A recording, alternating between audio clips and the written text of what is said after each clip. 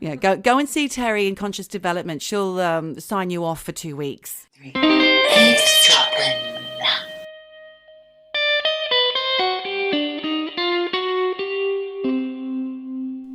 Hi. Hi, Michelle. Hi, Geordie.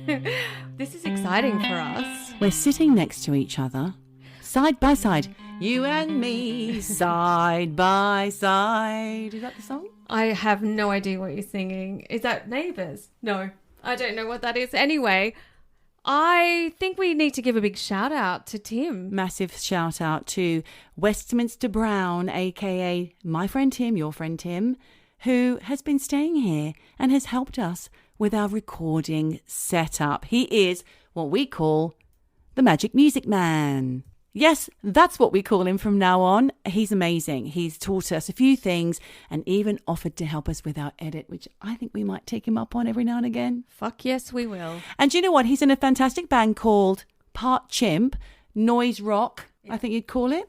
Yeah, noise rock.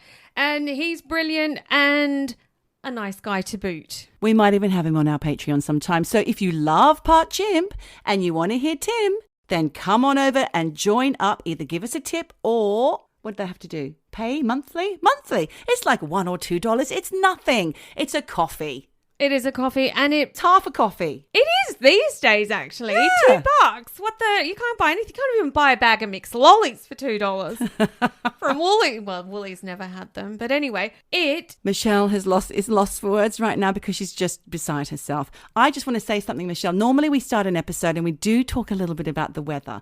And normally, I know you're not here for the weather report, but on this occasion, I would just like to say that last night the weather was not on our side, was it, Michelle? No, it was not. It let you down very badly, didn't it? We had gone out in party frocks. We were looking glam. We were looking gorgeous.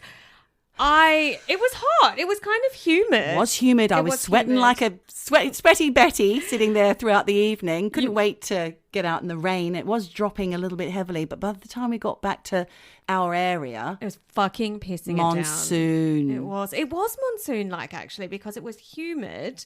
And I had this long silk dress on, which I didn't... Look, it's an expensive dress. I did not want it dragging in the big fucking puddles on the road. So she just got a whole arse out instead for all of the high street to see and screamed, "My arse is out!" But the thing is, it wasn't just out. It had hungry bum. One cheek. I had hungry bum. One cheek showing. Well, I think it could have been 1.5 cheek showing because it was not good. We were drunk. We'd had a lot of margaritas You know what? night. I have to say, this was the first time I ever felt like my body might let me down from laughter.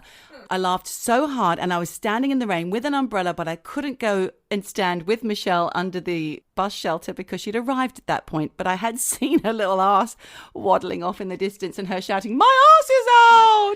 It was. I laughed so hard that my knees actually buckled and I almost lost control of my bladder more than once. So that was last night. Well, I'm just happy I could have given a few locals a bit of a thrill. Exactly. I actually got a bit of a thrill this morning. Did you? Walking along, I got a toot from Dan the Postie. Toot, toot. Did you have your arse out? No, not this morning. I don't give a shit. Like, in that moment, you couldn't, could you? You cared more about your silk dress than you did about your dignity, and I think that's fair. I think that's good and right. Michelle, I have some feedback from the last episode. Oh, okay. Couple of things. Right. The Manson episode was last week because we're doing a double single-hander. Hang on. Let me just rephrase that to make sense. We're doing 2 episodes, each single-handers. I did a Manson deep dive. Where are they now? Episode last week. Michelle this week is doing her own cult, which she'll tell us a little bit more about later on. We talked about suicide before the end of last episode. Committing suicide. You wanted to know why that wasn't really the correct term. And I did a little more deep diving because I didn't really have the answer for you. But it's regarding the fact that usually suicide is the result of mental illness, mental health illnesses, or poor mental health. And to destigmatize it, people have now come to use different terminology in order to help prevent suicide. And that's why the word commit or successful or unsuccessful attempts are now no longer part of the vernacular when you're talking about suicide. There's a few other words as well. We try to be sensitive, don't we, Michelle? We do, but I want to know now what the correct vernacular is. Suicided or taking your own life. Suicided. Yeah. That just sounds grammatically incorrect. I don't like it. I don't like this rebrand. But things change, Michelle. And I have you know. noticed that you can't say Michelle and I? It's now me and Michelle. Well, I just think that is still grammatically incorrect. For old people, maybe. But we want to be young and funky. We're over 40. Now that we're over 40, it's not correct. I don't know how I feel about that. And I don't really know that the difference between committing suicide and suicided is going to prevent or save a life. Well, it's just about making it easier to discuss and work with, because people are working with people who have suicidal ideation all the time. So I think if it helps, I'm on board. Yes. I mean, I know that language is powerful, but in this case, I feel you're very resistant. I am resistant to change. that. No, not to change. I'm all about change. I think everybody changes every single day, and in every moment you're making a change. You're choosing to change. Changes are small, changes are big. I'm not resistant to change. I'm resistant to stupid change. I'm not sure I agree with that. I wouldn't say it's stupid. I'm going to say it's a harsh word. I'm maybe. going to say that it's been done with a lot of research that we're not aware of, and I'm all for it. Because obviously I work in mental health as well. Yes, you do. But moving on, there was something else. I'm actually going to tell you about another little apology because you got something wrong. Do you remember last week we were talking about, her name is Kasabian, Linda Kasabian. She was the getaway driver for the Manson, both most famous murders that they committed. And you kept asking me about the drum brand. It's Sabian. It's no cymbals. Yeah, Sabian, I think. Sabian symbols. I thought it was... they are symbols, aren't they? Yeah. Oh, I knew. And do you know what? In my mind's eye, I was picturing symbols. Why did I? Well, I asked Tim because he's a drummer as well as everything else. Kasabian drums. Now I have to do a Google on that. You'll only find the band. Sabian symbols, not Kasabian. Wow. I'm such a dickhead. You two better watch out. We don't like innocents around here. So I just wanted to talk to you about the shit that I get sometimes in Quora. You know, I can't turn it off because it is amazing. The shit that comes through my inbox. And I just think, I don't need that. Let's just delete that. But before you delete some it, of you're the hooked in. stories have hooked me up. Look at this. Look, I've just brought it up. Have you seen the devil? There's a story about it. Yes, several times. Meeting and talking with him is not very pleasant. What else is there? There was something the other day that caught my eye. Quora'd your eye. Quora'd my eye. And now I can't find it. But there's all sorts. We could just open it up and see. Look, how nice is Barack Obama when there's no camera around? Who asks these questions? Don't know. I mean, are they taking this from Google searches? Like, how is Quora just chatting. serving up stuff? I don't know. I think next time I will start with a good story. I will find a good Quora story and I'll bring it. Obviously, last week you did a cult and we decided it was going to be a cult double whammy. 2 weeks of crazy cult A culty mania. time. What a cult. What a cult. So today I'm looking at a cult that's not really very well known because it's a small cult. Only you know about it. Only me and a handful of Other members. followers. Are you a member? It's not a current cult. It's an historic cult, I guess. It began in Dallas, Texas, back in 1974. But it's mad because it all began when a woman called Terri Hoffman started a group. And it didn't start out as a cult. Is it a wellness group? Kind of, but not really. No, it's not. But it does sort of have elements of that because people who I think got embroiled in it were not always mentally stable, you know. But it was started by a woman called Terri Hoffman. You know, no cult really starts out as a cult, I don't think. That's a good question, you know, Michelle, because I was thinking about that. Should we ask Quora? Let's ask Quora. No, I think that you mentioned something during the Manson story last week. I don't know if he ever planned it that way, but it happened and he was getting off on it. Well, I just don't know that people sort of wake up and go, I'm going to start a cult today. You know, I think it starts... But there are some narcissistic personalities, and quite often the leader of a cult will be a narcissistic personality who have no empathy for others and discover that, you know, by certain aspects of their personality, they are able to get other people to do as they wish. Yes. And that's quite powerful. That's a powerful feeling. It is. And I think people who need that level of control, certainly over other humans, will be seeking more susceptible. And narcissists. When I think about this woman, Terri Hoffman, I just think she was delusional. As I progress into the story, you'll sort of see why. Okay. Because she started a group called Conscious Development. Honestly, I think that's a fucking great name for a group. I'm already thinking that sounds good. Yeah, me too. Let's join. Oh, although actually the full name is join. Sign me up, Terri. Where do I sign? The actual name of the group was Conscious Development of Body, Mind, Soul. Did it start as someone said, Terri, listen, you've been working really hard. You've been with us 12 years. We have to make you redundant. She's like, no, please, I can't. I live for this job. So they've decided to make her head of HR, but before HR even existed. So they called it Conscious Development. Exactly. Where they go and pick flowers together or they discuss things. Yeah, go and see Terri in Conscious Development. She'll sign you off for 2 weeks. No, that's not how this one. Sadly, I think that would have been a better backstory in some ways. She's an interesting person because she, like many people that we talk about on this podcast, had kind of a fucked up childhood. She was excellent at recruiting, really good at recruiting. So she was in the corporate world. Well, not recruiting as in, well, yeah, HR, but she lived in Dallas. In a relatively small time, she managed to recruit hundreds of members in what really is a small town. And certainly at that time in the early 70s, Terri, unfortunately, had a bit of a bad run with the cult because even though she was very good at recruiting, within sort of maybe a decade...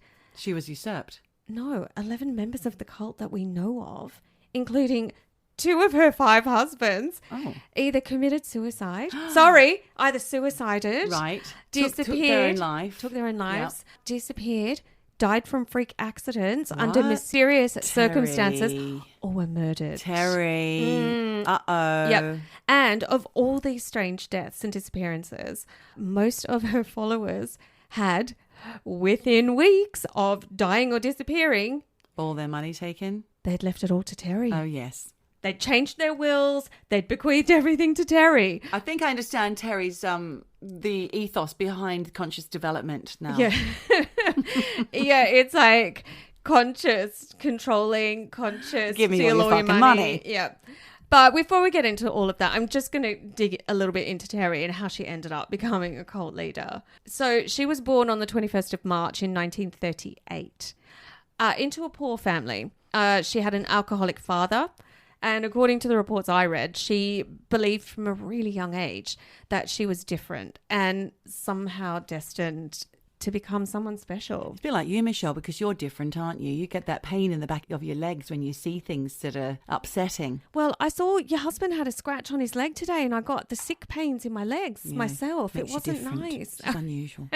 I'm 30% of the population. Thank you very much. Different. Poor old Terri. She thought she was going to grow up to be someone special. When she was 4 years old, she supposedly had a visitation vision of 3 men in fancy robes who appeared before her and told her that she could do or be anything she wanted. She wants. Of course she can.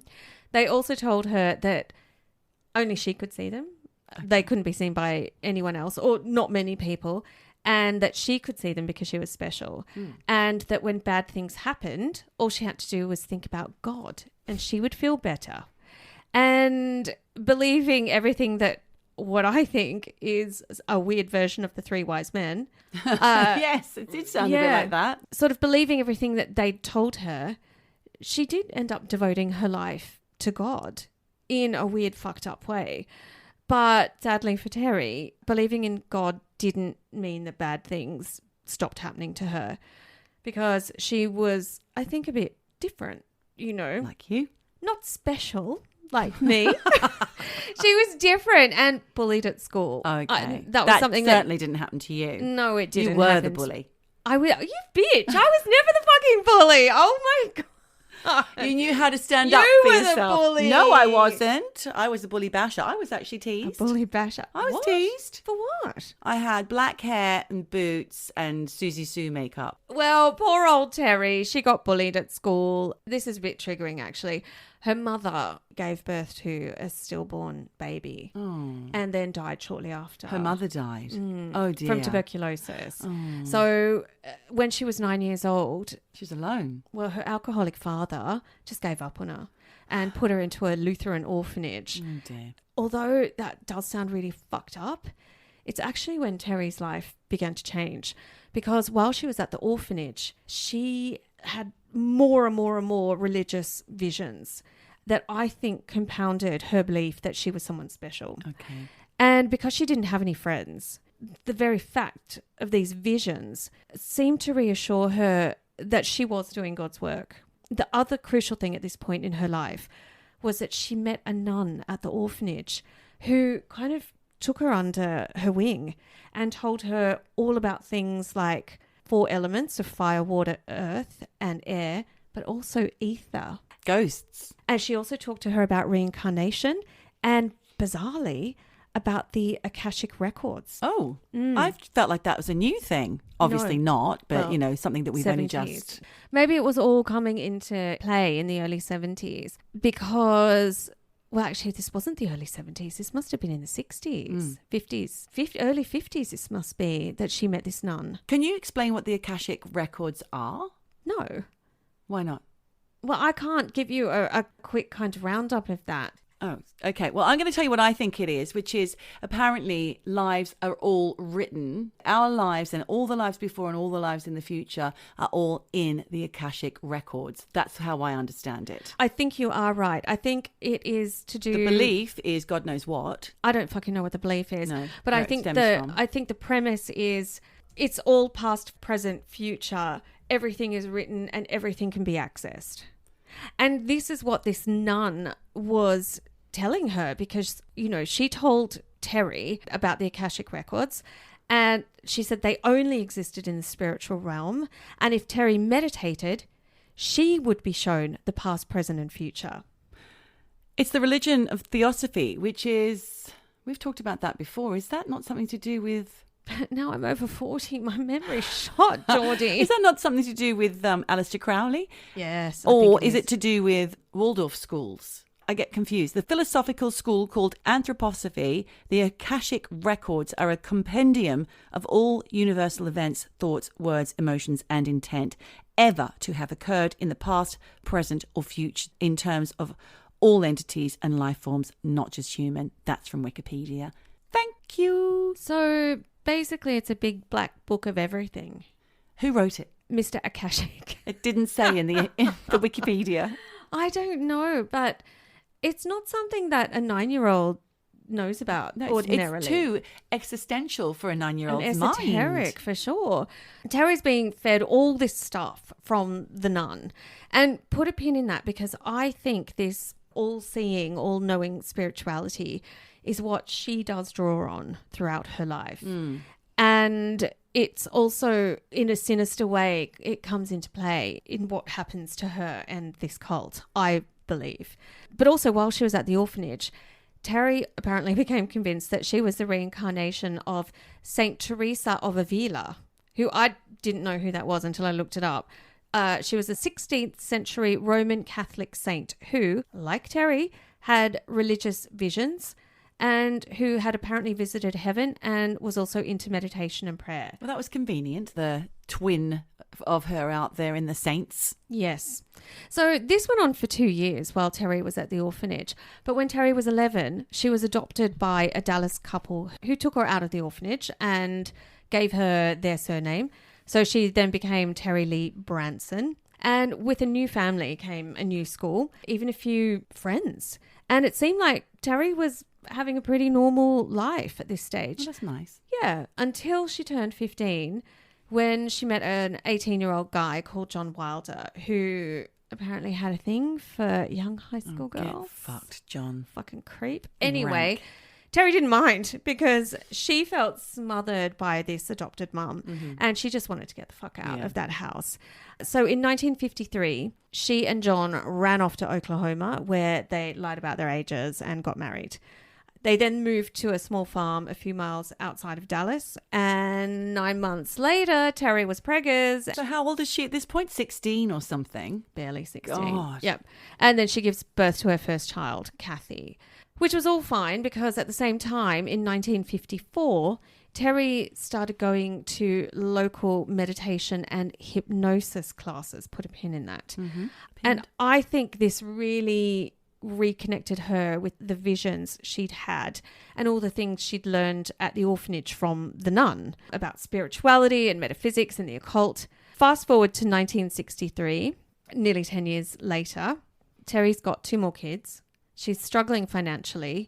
She's not so happy in her marriage, and she's moved to some small place called Farmers Branch, a small suburb outside of Dallas. And she's like, fuck, something needs to change for me. So she gets this great idea. She's going to give free lessons on spirituality to anyone who's interested. Okay. And she manages to find a room to give these free classes at the Southern Methodist University in Dallas. Pretty quickly, her classes fill up. And she's got a reputation around Dallas for being something really exciting and new and different. And it's free. And it's free. All and this she's and more. really, yeah. And she gets hundreds of students. And she's teaching things like Eastern spirituality, meditation, talking about reincarnation and karma, as well as more kind of off-grid stuff like astral travel. Plus, she was sort of advocating for normal things as well, like how to achieve balance in your life and don't do drugs because that will fuck you up. You know, people were just eating up what she was selling basically or giving away for free. On the surface of it, I think that sounds pretty great. I agree. I probably would have gone to that class, especially as it cost zero cash. I would have thought something's fishy and avoided it probably. I would have asked a few people what they think, and if they were too excited about it, I'd go, oh, something's not right.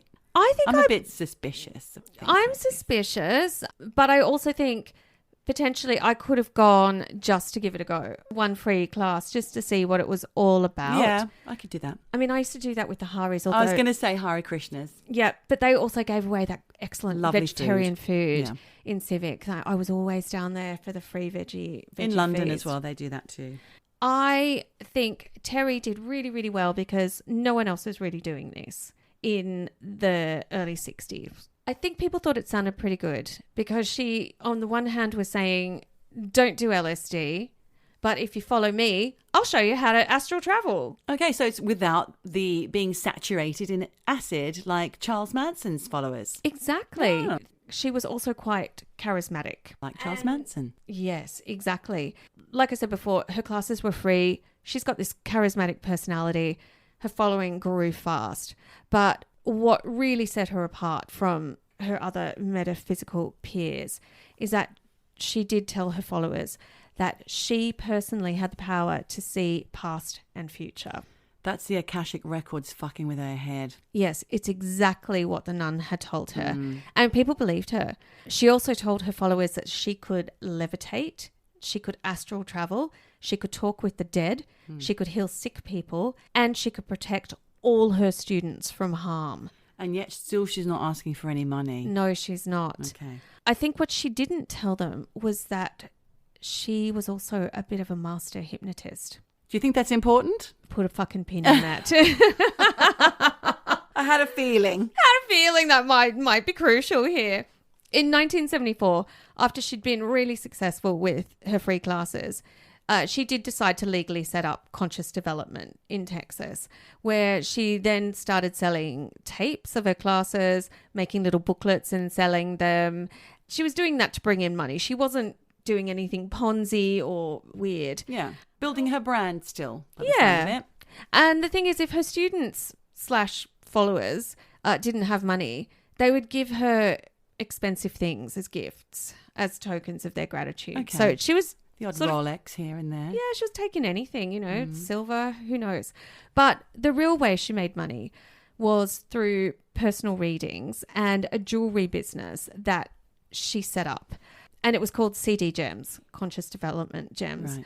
where she would make expensive, really fucking expensive for the time, gemstone jewelry that she would then bless and sell to her followers Right. for big, big price tags. Yes. Because her jewelry, she claimed, would protect them from whatever they needed Because protection she, from. self-styled guru, had blessed them. Yes, that's right.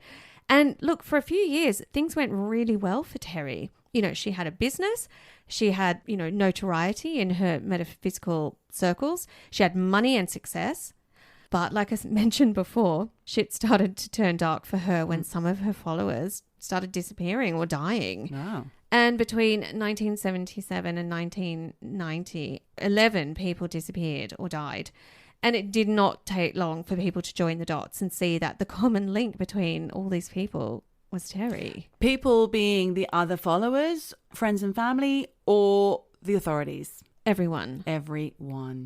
She was on the radar suddenly. Yep. You know, the fact that Terri was either a beneficiary or the sole beneficiary in their wills was dodgy as fuck. Think it through, Terri. I Think know. it through. So of the 11 people who died or disappeared, apparently 2 of them had confided to Terri that they had some kind of terminal illness and that they didn't have long to live. Nice. Not nice, obviously, but that's like a gift to her. Well, it was bullshit. Oh, what? It was bullshit because They when the lied. autopsies were performed, Oh, she said this. this is the grey area because they apparently told her that they were dying, had terminal illnesses, told all their families. Turns out they were perfectly healthy, never had any kind of terminal illness. And no one was told about this. No, and the families are saying Terri, master hypnotist, who just so happened to have been bequeathed everything just days earlier, suddenly my loved one, my family member is saying, I'm dying. But I'll get into that because I'm going to go through some of the people, well, all the people that died, because it's fucked up and fucking crazy. Okay. Also, at least 4 of the people who died or disappeared, like I said, had changed their wills just before they died. And Terri ended up getting more than $500,000 Wow. plus houses, cars, jewelry. And in the Naughty. 70s, big money. Yeah. So, and she's, you know, pulling in more from collecting from wills than she is from selling jewelry and booklets. Well, you would. How did these 11 people die or disappear? Do tell. Let's start with person number 1, who was actually husband number 2, Oh. 25-year-old Glenn Cooley. 25? Yeah. How old was she? She was 38. That's not so bad. Good on you, Terri. She's getting in there. Just circling back, Terri's marriage to her first husband, John, had started falling apart in the late 60s, mostly because Terri felt that John was really negative about her spirituality and it was just dragging her down. And he just didn't believe in her teachings. Interestingly, he actually thought Terri was taking advantage of people who were coming to her, and these people were normally like a bit lost, down on their luck, looking for guidance, had maybe, you know, lost their own faith in traditional gods. And despite the fact that he, as a truck driver, was only pulling in around $100 a week, Terri was raking in donations of between $50 to $100 an hour for her consultations. So effectively, she was the breadwinner in the family. Then in December 1970, quite out of the blue, Terri filed for divorce, which did not go down well with John or Terri's mum, adopted mum. Yeah. They both thought she was losing it mentally. So they had her sectioned. Oh. Yeah. Against her will for a few weeks. But it didn't last because the doctors basically gave her a clean bill of mental health and she was free to leave.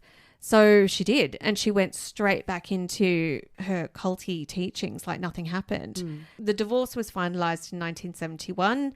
Terri got custody of Kathy, but John, interestingly, got custody of the other 2, which I think is quite unusual for the early 70s for a father to get custody. So something's going on there. But when it came to divvying up the property and the assets, Terri got the 1968 Mustang, some stocks, and a whole shitload of guns. Oh. don't know what she's going to do with those. Well, I and wonder. thankfully that doesn't come up. Okay, good. Yes. But John got to keep the house and all the cash in their bank accounts. He actually got the better deal in the way, although I guess he has 2 of the kids. But not long after the divorce, Terri hooked up with one of her students, which brings us to Glenn Cooley. Yeah, 25 years old. Yeah. Well, he was 20 at the time and she was 33. And reports suggest that Glenn was a sweet guy, but a bit troubled and maybe a bit of a loner. He loved his drugs, but he was trying to kick it. I mean, I think it was weed and pills. And of course, Terri was helping him. And I also read that Glenn's family weren't thrilled about him being with an older woman with 3 kids who was a cult leader. Yeah. But Glenn didn't care and they got married pretty fast.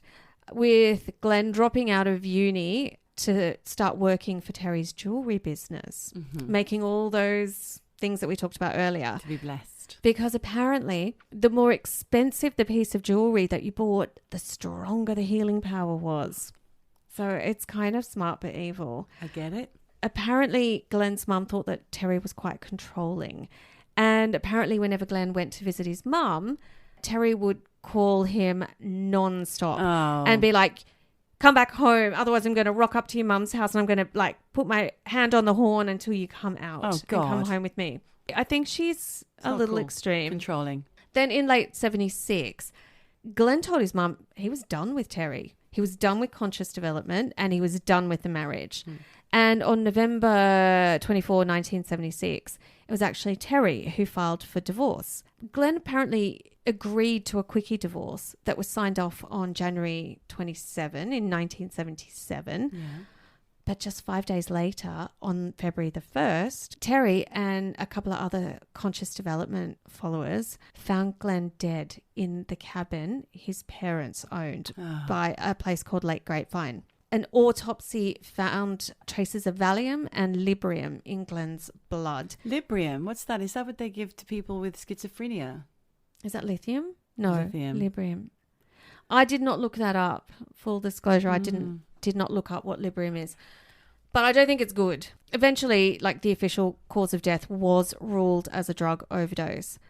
But, as luck would have it for Terri, the day after Glenn died, Terri happened to find a note in her safe, which Glenn had apparently put there, that read, I, Glenn Cooley, give to Terri Cooley all of my property, both personal and real. This includes 2 boats, a 1972 Buick, all jewellery and equipment for its making, all furnishings for the house on Dunhaven Road, because Glenn had already given Terri the title to the house 2 weeks earlier. Without being coerced. Who knows? She's a master hypnotist. Right. And all his cash. And he asks that his last will not be contested by anyone. Okay. Then he goes on to say he gives all his love to his family and friends, and he can't really say why he's killed himself, but he says it's not because of Terri or the divorce or his past drug experiences or his inability to cope, etc. He wrote etc. etc. in his will. And he also said it's nothing to do with Terri. Yeah. He wrote that. Don't look over here. Yes. Fucking hell. He says, what it is, I myself know, but don't have the words for. Terri got everything and it's not her fault. Right. Well done. What do you think of that? I think that's fucked. I think that she's obviously manipulated him in some way, whether she used her master manipulating hypnotism. I don't know, but something's not right. Fishy, fishy. It seems it was enough for the police, that will that was nice and easy, isn't it? Luckily found in her safe. Yeah. Because when they joined the dots between Glenn's history with drugs, his depression, his divorce, right, they were pretty happy to rule it a suicide. But Glenn's family weren't convinced. Not happy. They felt something was off. And they also believed that there was more cash than what was actually found, and that he'd had a lot of jewelry making stuff. What? To make the jewelry to then sell for probably 4 or 5 times that. Oh, I see. He invested in jewelry for Terri's jewelry business. Right. That's all gone. Missing. Bullshit. So basically, Glenn's family were like, no, Terri is dodgy. They went to the police, I think, at one point and kind of made their concerns known. The police dismissed it. But 10 years later, in 1987, an ex-conscious development teacher went to police and told them that she and Terri were actually at the cabin the night Glenn died. Oh. And apparently on their way there, Terri had told her that Glenn was moving to the next level. Of what? Conscious development? Well, remember, she believes in reincarnation. Yeah. She believes in Akashic records. There's no future past. Everything's spiritual realm. Yeah. But her claims were never proven. But I think that's interesting. Then there's dead person number 2. Yeah. Devereaux Cleaver. So that's a name. that is a name. So after Glenn died, Terri used his death as proof to her followers that there were evil forces working against them. And she called these evil forces Black Lords. And according to her, the Black Lords had the power to poison your blood. So the only way to get rid of bad juju was to let Terri drain that poison blood away from your body. AKA all your bloody blood. AKA bloodletting, AKA fucking disgusting. And honestly, Geordie, we always hear about weird shit with blood and these cult leaders. It's just weird. A few of her followers, I think, felt the same way because a lot of people left after she introduced this bloodletting. It's a no thank you. It is a no thank you. It's like, thank you, I'll take the free class. No, you're not getting my blood.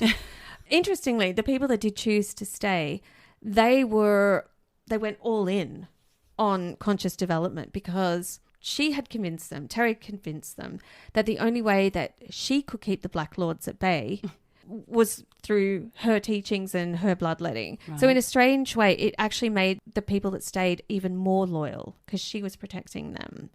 And one of her most loyal followers, who was also the secretary and treasurer of Conscious Development, was a woman called Sandy Cleaver. Now, she related? Yeah. Devereaux. Yes. Right. Devereaux's mother. Sandy was reportedly a shy person. She had a lot of family money, a big fat trust fund. Right. But she was spiritually empty. She found conscious development and threw herself into it to the point where she divorced her husband, Chuck, because she felt that he was blocking her spiritual development. And in the divorce, Sandy got custody of then 7-year-old daughter Devereaux, mainly because I read that Chuck was scared. Of what? He was scared that Sandy's belief in Terri's ideas about reincarnation meant that, and I quote, she would sooner kill Devereaux than permit her to live with him. Oh, gosh. Okay. So he rolled over. He rolled over because he was like, she's going to fucking kill my daughter. Wow. Because there's reincarnation and there is no death. Sandy got Devereaux. But by 1978, when Devereaux was 14, things were not really too good between Devereaux and Sandy because Devereaux was embarrassed by her mother's involvement in the cult. Yep. This led Terri and Sandy to believe that, of course, Devereaux was possessed by the Black Lords. Oh, God. It all feeds into each other. What I read was that Devereaux was actually like a smart, strong-willed, but normal kind of girl. And she wasn't having any of it with her mum. And they would argue. And the mother-daughter relationship really suffered because of it. So when Sandy actually asked Devereaux to go to Hawaii with her and her new fiance, who was another conscious development member, Devereaux was really happy to have the chance to have some, mother-daughter time. Yeah.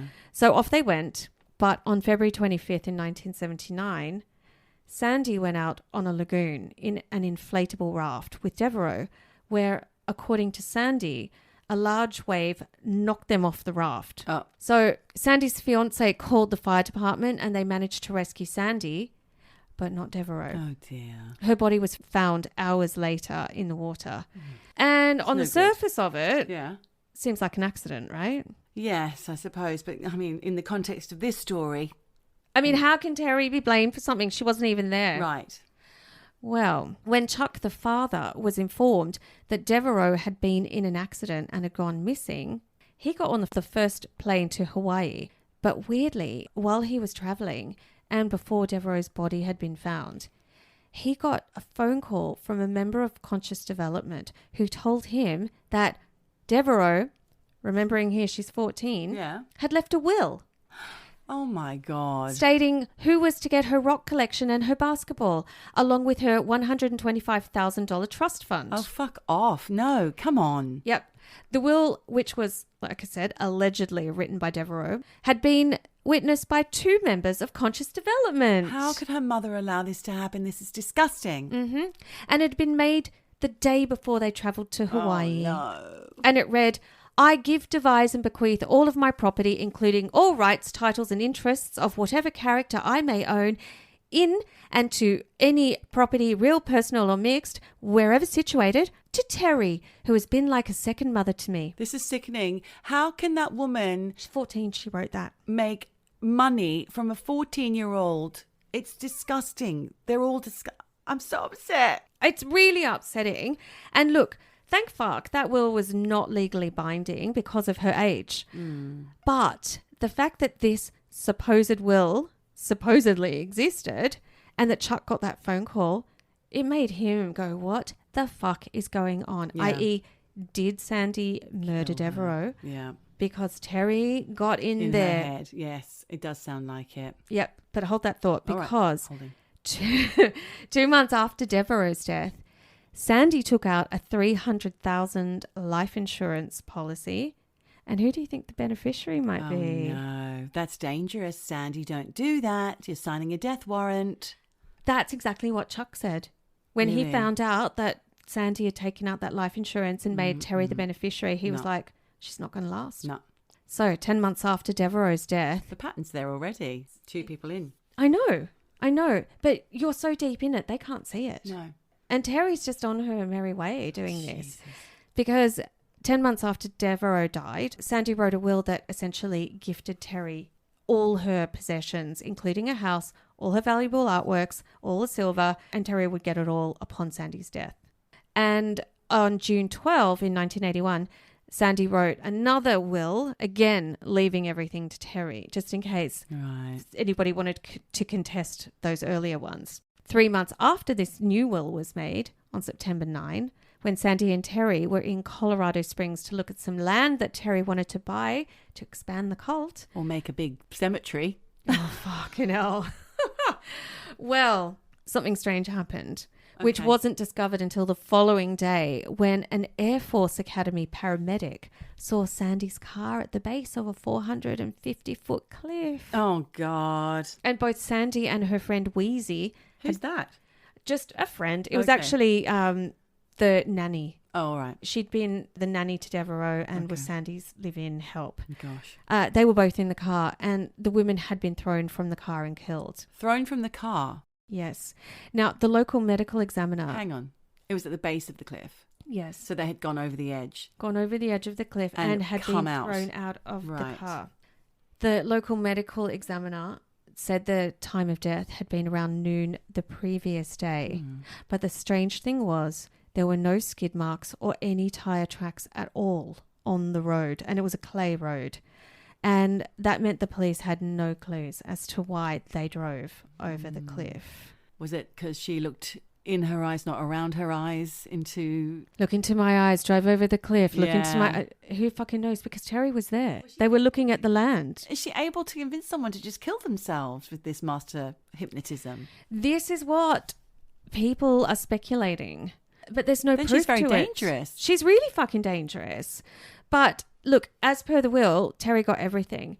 But Sandy's brother, because they were a rich fucking family, was like, hold up here. He contested the will and they ended up sort of coming to an agreement where Terri got half and the brother got half. But she still got fucking fortune out of Sandy. Wow. And obviously Sandy's dead, Devereaux's dead. So the body count now is at 4 because we're including Wheezy here, which brings us to dead person number 5, Robin Otsot, another conscious development follower who by all accounts was devoted to Terri. So in April of 1987, Robin told her ex-husband that she was ill, terminally ill. Right. And that, I know I shouldn't laugh about this, she's told him that she'd contracted viral hepatitis from a banana peel. What? I know. It's ridiculous. If she'd caught syphilis because she'd eaten the creme souffle in that Annecy restaurant. Because somebody had jerked off into the fucking creme brulee. No, it was from a banana peel. How? Who fucking knows? But her ex was like, what the fuck are you on about? And he called bullshit on it. Yeah. And he set up a doctor's appointment for her to have some blood tests done to get a second opinion. She actually did go to the doctor. This was on April 21st. And she had those blood tests. Spoiler, the blood tests would prove that she was perfectly fucking healthy. Yeah. Yep. But after the doctor's appointment, she then went to Terri's house.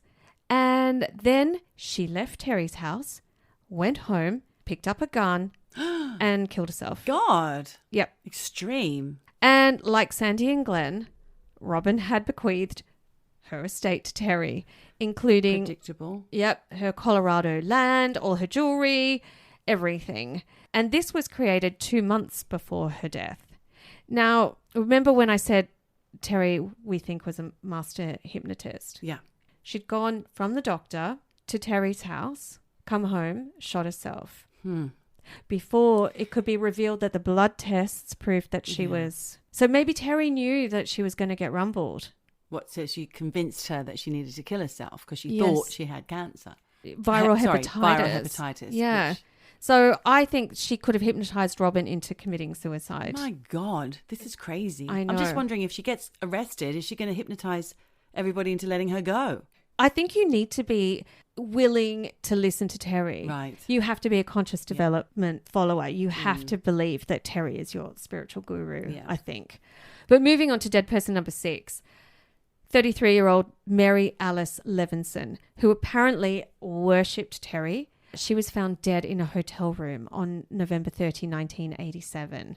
She supposedly overdosed on prescription sleeping pills. Although, weirdly, the autopsy did find a needle mark on her wrist that they never accounted for. Right. And like the others, just a couple of weeks before her death, Mary had changed her life insurance policy. Yeah, it's getting predictable. Yeah. Well, do you know what? It wasn't actually Terri, but an ex-boyfriend of Mary's that she met through Terri. Okay, so he's in cahoots. He's in cahoots with Terri. Right. He was now the new beneficiary of all her money. He's probably next on the hit list then, isn't he? Well, I don't think she managed to get her mitts on that. Okay. But the cops did show up at Mary's house and they found a tape where Mary talked about why she was killing herself. And she said, I want you all to know I'm thinking straight. I've been mulling this over for a while. And honestly, I'm kind of looking forward to it. Now, what that indicates to me is this idea of Terri putting the notion of reincarnation into her mind. Taking the fear away. Yep, that it's okay to die in this life because you're going to start over again in a new life. And look, with this death, Terri's not really directly involved or bequeathed, but it's not a good look for conscious development because that's another person who's died. It seems like as soon as people change their wills, they end up dead pretty fast. Don't do it. So then we move on to dead person number 7. Actually, missing person. Okay. Charles Southern Jr. So we're still in 1987. It's reported that family members of this guy, he's a well-regarded English professor and big-time conscious development follower. He was found walking the streets of Chicago speaking a strange language. Wow. And just out of his mind. Charles was super smart and he had a great job as an assistant chairman of the English department at a local junior college. And he was a key member of the Chicago branch of conscious development. He'd risen up the ranks fast. He was teaching, he was leading meditations, and he and Terri were pretty tight. He was walking around Chicago like a crazy person and his family were really concerned. So they took him to the hospital to see if they could get a handle on what was going on. And it was most likely a psychotic break brought on by what? But he was in hospital for a few weeks to recover and just get himself back on track. During that time, there were 2 members of conscious development who, according to his family, visited him every day. Despite this, after he recovered from his psychotic episode, he told his family he wanted out of conscious development and he wanted to go to India for a holiday. He booked it 3 days before he was set to leave for a 2-week holiday to India. Charles spoke with his mom. He told him, I'm excited, looking forward to it, whatever. This is 1987, before mobiles. So his family didn't hear from him and they didn't expect to because it's 2 weeks. There's no easy way for communication. After he was meant to be back, they didn't hear from him and they got worried. So they ended up breaking into his house and They found his passport on the kitchen bench with no entry stamps Oh, he to didn't India. even leave the country. No, didn't even leave. They also discovered a weird medicine bottle that had the same poison that you put on poison arrows. They also found Charles's hat and coat folded inside out on a strange stool that they had never seen before, that they later discovered was a Nigerian tribal symbol of death. Oh. And finally, they found 2 scrawly, barely legible notes in Charles's flat that named Terri Hoffman as the executor of his estate. Come on. Now, I don't know if that means he bequeathed everything to her or if she was just executor. Yeah. I'm not really sure of those details. Okay. But she's connected. Her name's on that fucking piece of paper. He's never been seen since. It just doesn't add up to me. And again, not a good look for Terri or conscious development. So now we're on to dead person number 8 and husband number 4, Don Hoffman. Don had divorced his wife and become a member of conscious development. He was full into it. And he'd been married for 22 years. Pretty quickly, he and Terri got together. She just divorced her 3rd husband, Ben Johnson, a month earlier, went straight on to Don. It seems things in the marriage were pretty good for Don and Terri for quite a long time. Okay. Although by 1988, they were on the rocks. Mm-hmm. Now, it seems that Don had come down with quite a few mystery illnesses. And on September 16, 1988, Don apparently checked into a hotel room in Texas and committed suicide by overdose. He didn't commit suicide. Sorry, he suicided. He took his own life. He took his own life by overdosing on pills. He reportedly left a suicide note and 3 videotaped messages saying, "This has nothing to do with Terri. She wasn't here. She didn't make me say it. She didn't talk to me beforehand. If you're thinking it might be Terri, don't, because it's not, and don't contest my will." Pretty much. He also said, and I quote, "I have terminal inoperable cancer and I refuse to go through chemotherapy just to gain a few more months of living. I really wouldn't be living anyway, just taking too long to die." Oh, God. He just wants to check out because he's got cancer. Well, guess what? He didn't have Dude it. doesn't have cancer. No. Of course he doesn't have cancer. I knew that. Yeah. Just like Robin, who did not have hepatitis that she caught from a banana. Yeah. Poor old Don didn't have cancer, but he took his own life. Terri told Rick in a phone call that Rick, the son, Don's son, recorded, that a spiritual master from the ephemeral realm, told her Don definitely had cancer, right? But the Black Lords were trying to create an illusion for the medical examiner, right? So they wouldn't find cancer in order to hurt her and discredit conscious development. And you can say that and people will believe you because you're bloody Terri. Exactly. You just make shit up. I know. And of course, Don left everything to Terri. But a year later, Don's kids sued Terri for wrongful death, saying that Terri had used hypnosis to persuade Don to take his own life. Yeah, well, that sounds like it might be the case, Michelle. I think so. And I don't know what the outcome of that lawsuit was and I looked. Everyone's clocking into the same kind of things that we are. Which brings us to dead person number 9, 41-year-old Jill Bounds. She was a popular Dallas psychologist, so smart. Yeah. But she was unlucky in love, and she was a one-time conscious development devotee who only 4 days after Don's death, and trigger warning here, she was found beaten to death in her own home. God. Now, she got deep into conscious development in 1973, but by 82, she got the ick with it all. Right. Especially after all the bloodletting stuff and all the people like dying with surrounding the cult. So she was out. She didn't want to be in the cult. She got a cockroach infestation in her house and she blamed Terri for it. Okay. She was like, Terry brought these dark lords of the insect world into my life. Exactly. Yeah. And she started calling Terri the witch. So they were not on good terms. All right. But, that's why it was such a violent death then, wasn't it? Well, the thing is, maybe, because fast forward to September 20, 1988, when Jill got home, in the afternoon, everything seemed to be fine. Except the next day when she was a no-show to meet up with a couple of mates, they called the police. They went to her apartment, discovered Jill bludgeoned to death in her bed. God. Sorry, trigger. whoever it was supposedly got in through a window that was not on the security system, the only window. So they knew the flat. Yeah. To Jill's family, it looked like an inside job. Mm-hmm. What's more, the murderer had ripped out several pages from Jill's 1979 journal. Oh. That's when she was writing all about conscious development. Right. So Jill had been to Terri for a few readings just a few months before her death. Oh. So police were trying to look for a connection, Yeah. but they didn't find a connection solid enough to link Terri to Jill's murder, and it's unsolved to this day. But we know who did it, we think. Allegedly. Allegedly. And then deaths 10 and 11, double suicides of Dave and Glenda Goodman. Oh. They were long-standing conscious development devotees. And their only crime is because they had shit ton of money. They did have a shit ton of money. He discovered some really amazing computer process and made fucking lot of money. And Terri got, I think, all of it.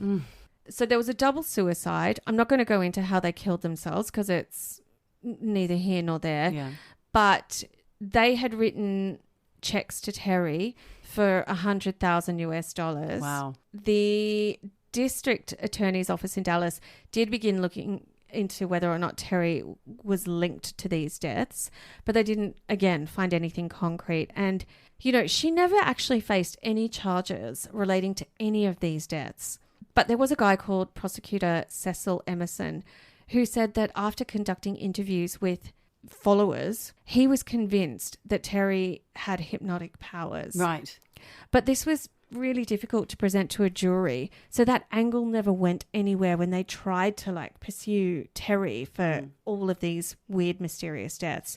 As mentioned before, some of the family members filed lawsuits accusing her of hypnosis and mind control to take people's assets and then either, to take their own life or to, have a fatal accident or whatever it is. And actually the police investigated Terri for 4 years. Okay. But they couldn't pin anything on her. And it's all a bit esoteric. It is. She filed for bankruptcy in 91.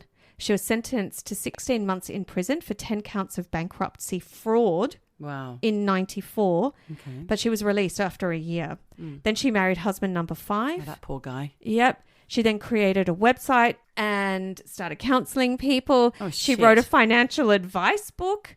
And she died on October 31, 2015 at 77, never having had any of the deaths or disappearances pinned on her. She got away scot-free. Yep. She's in another realm.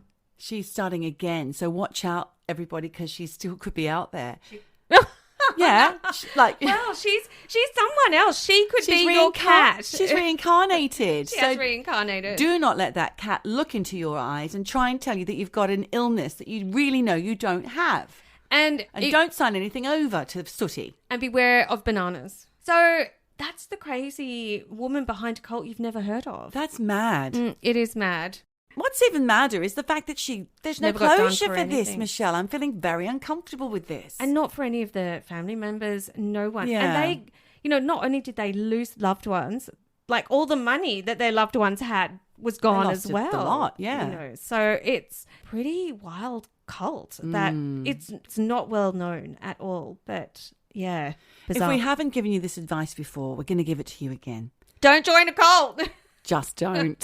Just don't. You can join a fan club, but when things start getting weird, get the hell out. If they want to take your blood, don't let them. Don't let them. There's no way that Robert Smith from The Cure wants your blood. So if if the Cure fan club starts saying, send us your blood or sign over your money to Robert because he really needs it, yeah, don't do it. Don't do it. And do you remember, if somebody tries to sell you their filthy bathwater, Don't drink buy it. Don't. Oh my God, don't drink the bathwater. Don't do it. Remember what Michelle and Geordie say. Yes. And if you're feeling a bit lost, if you're feeling a bit low, listen to Eavesdroppin. Don't join a cult. Full of life advice, full of laughs, and interesting stories every week. Thank you, Michelle, for that exciting story about the cult that no one had ever heard of. It's a little bit left field, but there it is. So I think we've now come to the time of the show where we bid you farewell and say until next week, wherever you are, whatever you do, just keep eavesdropping.